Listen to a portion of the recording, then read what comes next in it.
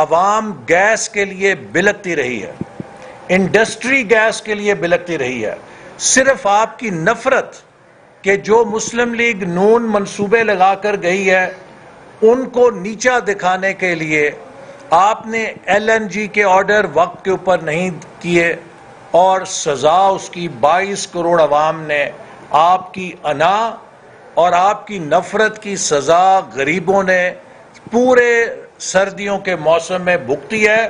اور اب ایک نیا ریکارڈ بننے جا رہا ہے کہ گرمیوں کے موسم میں بھی گیس کا بحران آنے والا ہے، اور یہ بات بھی میں پہلے کہہ چکا ہوں کہ اس سال بدقسمتی سے گندم کا بھی بحران آنے والا ہے، چونکہ کسان کو نہ کھاد ملی ہے اور کھاد کی قیمت 3-4 گنا بڑھا دی گئی ہے۔ تو کیا یہ آپ کی خدمات ہیں جن کے اوپر آپ چیمپئن بننے کی کوشش کر رہے ہیں؟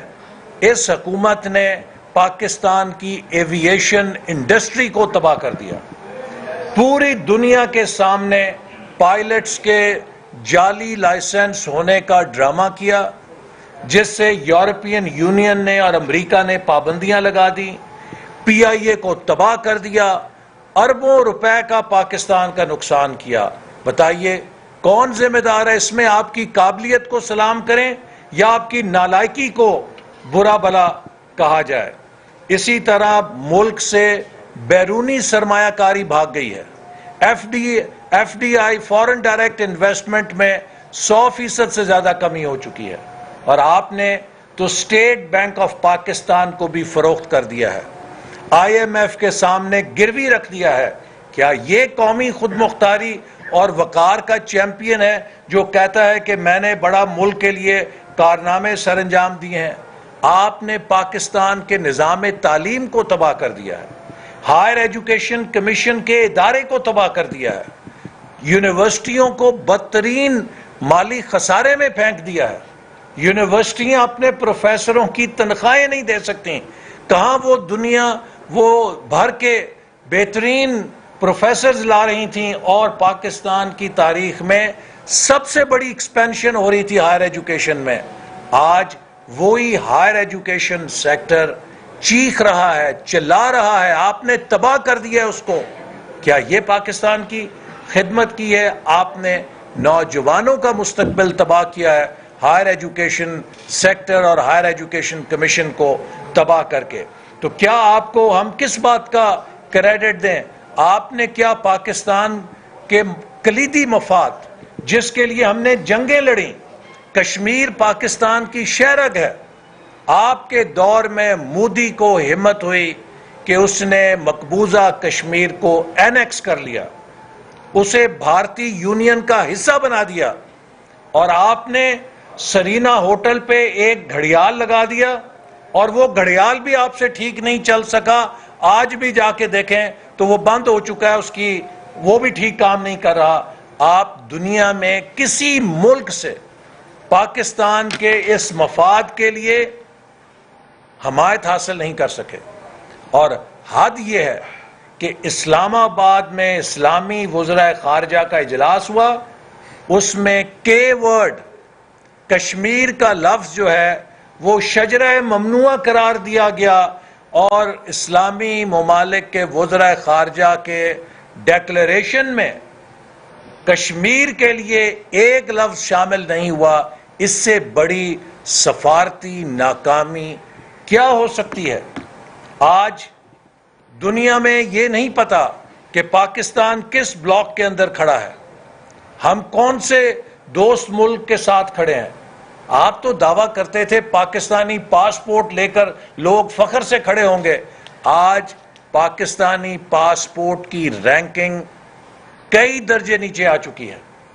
2018 کے مقابلے میں پاکستانی پاسپورٹ کئی درجے نیچے آ چکا ہے۔ کیا آپ نے یہ ترقی دی ہے؟ آپ کہتے تھے میں صاف اور شفاف نظام لے کر آؤں گا، آج پاکستان دنیا کا سب سے بڑا کرپشن میں ترقی کرنے والا ملک بن گیا ہے۔ دنیا میں کسی ملک نے ایک سال میں 16 درجے کرپشن میں گراوٹ نہیں دیکھی۔ آپ کی حکومت نے ایک سال میں پاکستان کو 16 درجے نیچے پھینک دیا کرپشن انڈیکس میں. یہ آپ کی صفائی ہے، آپ کی شفافیت ہے، آپ کی ایمانداری ہے. جنہیں آپ چور اور ڈاکو کہتے ہیں، ان کے دور میں غریب آدمی کو 55 روپے کلو چینی ملتی تھی، اور آپ ایماندار حاجی، آپ کے دور میں 160 روپے، 120 روپے، آج بھی 100 روپے سے اوپر کلو چینی ہے. جنہیں آپ چور اور ڈاکو کہتے تھے، ان کے دور میں کسان کو 2400 روپے ڈی اے پی کی کھاد ملتی تھی. آپ حاجی، آپ ایماندار، آپ کے دور میں 9,500 روپے کی بوری بھی کسان کو ڈی اے پی کی نہیں ملتی تھی. آپ جنہیں چور اور ڈاکو کہتے ہیں، اس میں جو غریب آدمی 800 روپے بجلی کا بل بھرتا تھا، آپ حاجی، آپ ایماندار کے دور میں وہ 5,000 روپے کا بجلی کا بل ریڑھی والا مزدور بھر رہا ہے. تو آپ نے تو، آپ کی ایمانداری اور آپ کی دیانتداری نے تو غریبوں کی چیخیں نکال دی ہیں، غریبوں کا جان نکال دی ہے.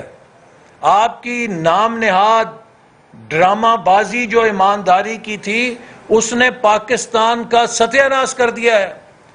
آج ایک غریب آدمی کیا، متوسط طبقے کا گھرانہ بھی اپنا بجٹ نہیں چلا سکتا. یہ حال کر دیا آپ نے پاکستان کا. آپ کہتے ہیں میں پاکستان کی جنگ لڑ رہا ہوں. کون سے پاکستان کی جنگ لڑ رہے ہیں؟ آپ پاکستان میں وہ کام کر رہے ہیں جو پاکستان کے دشمن پاکستان کو تباہ کروانے کے لیے شاید اربوں ڈالر سے نہیں کر سکتے تھے. آپ نے وہ فورن فنڈنگ کے ذریعے ان کا کام، ان کا ایجنڈا عمل کر کے اس ملک کو اندر سے کھوکھلا کر دیا. آپ فورن فنڈنگ کیس کے اندر مجرم ہو چکے ہیں. آپ نے ان ممالک سے جو پاکستان دشمنی میں اپنا نام رکھتے ہیں، جن کے بارے میں کوئی شبہ نہیں کہ 2000 اینٹی پاکستان لابیز، ان سے آپ پیسے لیتے رہے ہیں. کیا پاکستان دشمن آپ کو پاکستان کی ترقی کے لیے پیسے دیتے رہے ہیں؟ پاکستان دشمن آپ کو اسی کام کے لیے پیسے دیتے رہے ہیں کہ آپ پاکستان میں جا کے سیاسی عدم استحکام پیدا کریں، آپ پاکستان کی پارلیمنٹ پہ حملہ کریں، آپ پاکستان کے اداروں کو تباہ کریں، آپ پاکستان کی معیشت کو تباہ کریں. آپ نے اپنے ڈونرز کا کام بہت خوبی کے ساتھ کیا، اور آج اس کی قیمت 22 کروڑ عوام بھگت رہے ہیں. اسی کا مقابلہ کرنے کے لیے ہم تحریک عدم اعتماد لے کر آئے ہیں تاکہ آپ کو گھر بھیجا جائے. آپ نے پاکستان کی معیشت تو تباہ کی، لیکن سب سے بڑا آپ کا گناہ یہ ہے کہ آپ نے پاکستان کی گورننس کو تباہ کر دیا، پاکستان کی انتظامی مشینری کو تباہ کر دیا. آپ نے گریڈ 22 اور 21 کے افسروں کے ایسے تبادلے کیے جیسے آپ کے وہ خانسامے یا باورچی ہوں. انسان اتنے خانسامے اور باورچی بھی نہیں بدلتا جتنے آپ نے گریڈ 22 کے افسروں کو گمایا ہے. آج پورا انتظامی ڈھانچہ مفلوج ہو چکا ہے. آپ نے عدلیہ کو تباہ کیا ہے. پاکستان کی تاریخ میں نہیں ہوا کہ سپریم کورٹ فیصلہ دے اور 7 مہینے تک اس کے فیصلے کا منہ چڑھایا جائے. پنجاب میں بلدیاتی ادارے بحال ہوئے، آپ نے سپریم کورٹ کو وہ نچوایا، وہ بے عزت کیا کہ اتنا دفعہ 30 کا مجسٹریٹ بھی بے عزت نہیں ہوتا جتنی آپ نے سپریم کورٹ کی بے عزتی کی ہے. اور مجھے صرف افسوس اس بات پہ ہے، دل پہ میں ہاتھ رکھ کے اور بھاری دل کے ساتھ ڈرتے ہوئے کہتا ہوں، مجھے سپریم کورٹ سے بھی گلہ ہے کہ اس شخص نے 7 مہینے تک آپ کے فیصلے کو اپنی جوتی کی نوک پہ رکھا. کہاں سپریم کورٹ نے یوسف رضا گیلانی صاحب کو کھڑے پیر فارغ کر دیا تھا. عمران نیازی اور عثمان بزدار سپریم کورٹ کے فیصلے کو اپنی جوتی کی نوک پہ رکھ کے بھی آج بھی اپنے عہدوں پر بیٹھے ہوئے ہیں۔ اس سے آئین اور قانون کی حکمرانی پہ یقین رکھنے والوں کی دل شکنی ہوتی ہے۔ میں امید کرتا ہوں کہ سپریم کورٹ کبھی نہ کبھی اس بات کا ضرور نوٹس لے گی۔ آپ نے اسی طرح ملک کے اندر لا اینڈ آرڈر کو تباہ کر دیا۔ جو سیکیورٹی کے ادارے تھے ان کو آپ نے مخالفین کے پیچھے لگا دیا اور دہشت گردوں کو کھلی چھٹی دے دی۔ ہماری حکومت کے زمانے میں تمام انٹیلیجنس کے ادارے دہشت گردوں کے پیچھے لگے ہوئے تھے۔ آپ نے ہمارے سیکیورٹی کے اداروں سے دہشت گردی کا کام کم لیا، اپنے مخالفوں کو تنگ کرنے کا کام زیادہ لیا۔ نتیجہ یہ ہے کہ دہشت گردی پھر سر اٹھا گئی، دہشت گردوں کو موقع مل گیا۔ آج اگر آپ کرپشن کی بات کریں، جتنے سکینڈل آپ کی حکومت کے آئے ہیں پاکستان میں 70 سالوں کے اندر اتنے سکینڈل نہیں آئے ہیں۔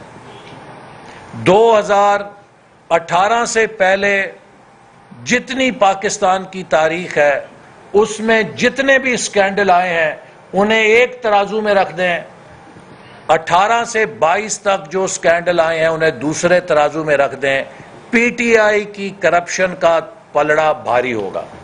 آپ کس منہ سے کہتے ہیں دوسروں کو چور اور ڈاکو؟ چینی، آٹا، ادویات، L N G, dollars, stock market, آپ نے کون سی جگہ چھوڑی ہے جہاں پہ ڈاکہ نہیں ڈالا؟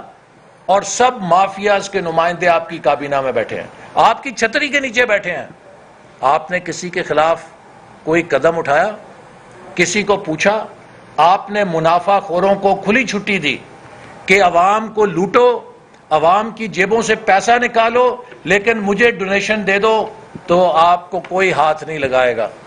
ہر پاکستان کا مافیا عمران خان کا ڈونر ہے اور عوام کو لوٹ رہا ہے۔ یہ ہے اس حکومت کی کہانی، اور آپ دوسروں کو چور اور ڈاکو کہتے ہیں۔ آپ نے آج تک اپنے غیر ملکی تحفوں کا حساب نہیں دیا۔ مسٹر صادق، مسٹر امین، جواب دینا۔ آپ سے پوچھا جا رہا ہے کہ جو باہر سے تحفے لیے ہیں ان کی لسٹ دے دو۔